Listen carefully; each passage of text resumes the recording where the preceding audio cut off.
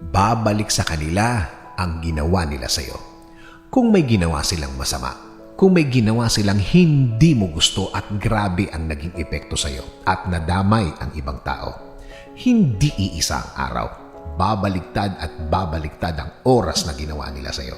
Ang mga araw na hindi ka makatulog, babalik yan sa kanila.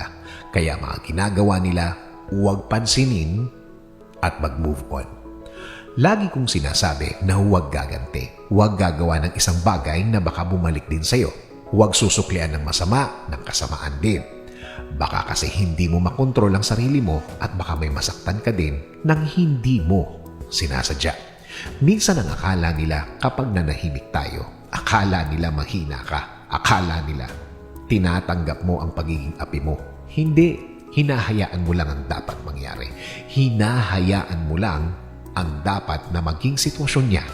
Hinahayaan mo lang na makuha niya ang deserve niya. Kung hindi ka makikialam, alam ng Diyos kung paano maningil sa mga gumagawa ng masama. Alam ng Diyos kung paano sila disiplinahin.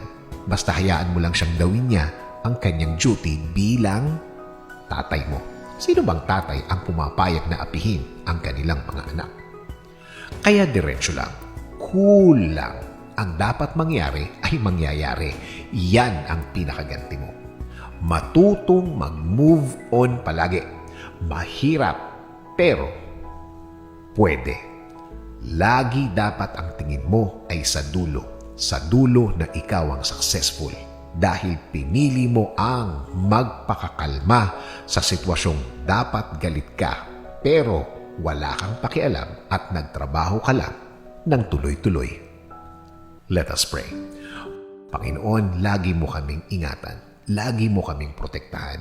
Lagi mo kaming ilayo sa mga taong walang alam gawin kundi ang manakit ng kapwa nila. Mag-isip ng masama sa kapwa nila. Patuloy nyo kaming i-guide sa tahimik na sitwasyon ng buhay. Itinataas po namin ang lahat ng sakit, lahat ng pasakit, lahat ng mga umiiyak kaming mga gabi. Palitan nyo po ito ng isang payapang puso at payapang buhay. Patuloy nyo kaming alagaan laban sa mga taong ito. Alam namin na hindi ka natutulog at alam namin na alam mo ang lahat ng mga nangyari at mga nangyayari. Alam namin na makukuha ng mga taong ito ang kanilang dapat na kalagyan. Sa ngayon, sa iyo kami Lord huhugot ng lakas, kakapit at maniniwala na ang lahat ay maaayos, ang lahat ay magiging tama. Nangangako din kami Panginoon na mananatili kaming mahinahon, mananatili kaming magpipigil para na rin sa ikaayos namin. In Jesus' name we pray. Amen.